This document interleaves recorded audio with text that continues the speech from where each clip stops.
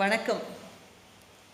பார்த்தீங்கன்னா, இப்போ என்னடா எல்லாரும் கர்மாவை பற்றி பேசிகிட்டே இருக்கிறாங்க. என்ன பண்ணும் அந்த கர்மா? எதனால் கர்மா வரும் அப்படின்னு தெரியாமல் இருக்கிறோம் இல்லைங்களா? நம்மளுடைய நாவலிருந்து புறப்படக்கூடிய சொல் ஆனது அம்பை விட கூர்மையானது இல்லைங்களா? ஸோ அதற்கு நாமளே பொறுப்பு.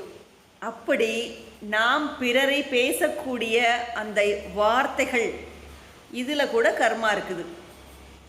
அதாவது கொச்சை சொற்களில் அடுத்தவங்களோட மனசை காயப்படுத்துறதாகட்டும், சிலர் பார்த்திங்கன்னா ரொம்ப சாதாரணமாக காலணிகளை பயன்படுத்தி அடிச்சிருவேன் அப்படின்னு சொல்லுவாங்க இல்லைங்களா?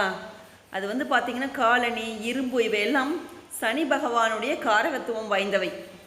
சரிங்களா? ஸோ அதெல்லாம் நம்ம சொல்லக்கூட கூடாது. பார்த்திங்கன்னா அந்த மாதிரியான சொற்களை நம்ம பயன்படுத்தவே கூடாதுங்க.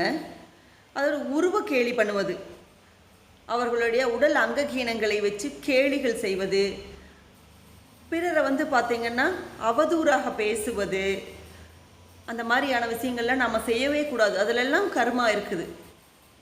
சரிங்களா? ஸோ அவர்களுடைய வாழ்க்கையை அவர்கள் வாழ்கிறாங்க. இப்படித்தான் பார்த்திங்கன்னா பிறருடைய கர்மாவை நம்ம வாங்கிக்கிறது அப்படின்னு பார்த்திங்கன்னா அதுதான். அவர்களோட மனம் நோகடிக்கிறோம் அப்படின்னாவே அவர்களோட கர்மா. ஒருத்தர் கண்ணீர் சிந்துறாங்க நம்மளால் அப்படின்னா அந்த கர்மாவை நம்ம வாங்கிக்கிட்டோன்னு அர்த்தம். அவங்கள தேவையில்லாமல் அவதூறுகள் பேசுறது, இதற்கெல்லாமே பொறுப்பு யாருங்க? நம்ம தான். நம்மளுடைய வாயிலிருந்து புறப்படக்கூடிய வார்த்தைக்கு நம்மளே பொறுப்பு. பார்த்திங்கன்னா, தீது நன்றும் பிறர் தர வாடா அப்படிங்கிறது போல வினை என்பது ஒரு செயல். நல்லதை செஞ்சால் நல்லது வரும், கெட்டதை செஞ்சால் கட்டாயம் திரும்ப 2 மடங்கு திரும்ப கெட்டது தான் வரும். சரிங்களா? ஸோ வினை விதைத்தவன் வினை அறுப்பான், திணை விதைத்தவன் திணை அறுப்பான். இதில் எந்த விதமான மாற்றமும் இல்லைங்க. எல்லாத்துக்கும் தேவரானவர், தேவர்களுக்கெல்லாம் தேவரானவர் அந்த மகாதேவர் பார்த்துட்டு தான் இருப்பார். கட்டாயம் அதுக்கான பதில் கிடைத்தே தீடும். ஒருவரோட கண்ணீருக்கு அவர்களுடைய வயிற்றில் எடுத்து நம்ம காரணம் ஆயிட்டோம் அப்படின்னா கட்டாயம் அதற்கு பதில் சொல்லியே ஆகணும். அந்த ஒளி பிளம்பானவர் மகாதேவர் ஒளி கொடுத்துட்ருக்கார் எல்லாருக்கும். அவர் பார்த்துட்டே தான் இருக்கார். அந்த ஒளி பிளம்பு கவனத்தில் வச்சுக்கணும். ஒரு நாள் அந்த மகாதேவர் பார்த்துட்டே தான் இருக்கார். ஒரு நாள் வச்சு செஞ்சிருவார் அவர் பாணியில்.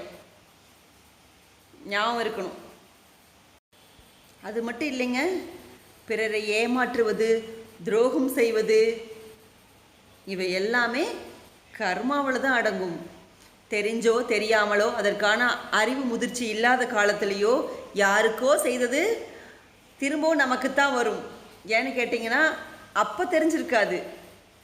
திரும்ப நமக்கு வந்துச்சுன்னா இதே போல் நாம் யாருக்காவது பண்ணியிருப்போம். நினைவுபடுத்தி பாருங்கள். அதற்கான பலனை தான் நாம் அனுபவிப்போம் இன்றைக்கி. ஸோ எல்லாமே திரும்ப வந்தே தீரும். நல்லதாயினும் நல்லதாக வரும், கெட்டதாயினும் கெட்டதாக தான் வரும். முதல்ல அதை தெரிஞ்சுக்கணும் நம்ம. ஸோ கர்மா அப்படிங்கிறது கட்டாயம் உண்டு. எல்லாரும் அதை கடந்து தான் வந்தாகணும். நல்லதை பேசுங்க, நல்லதை சிந்திங்க, நல்லதை மட்டுமே செய்யுங்க.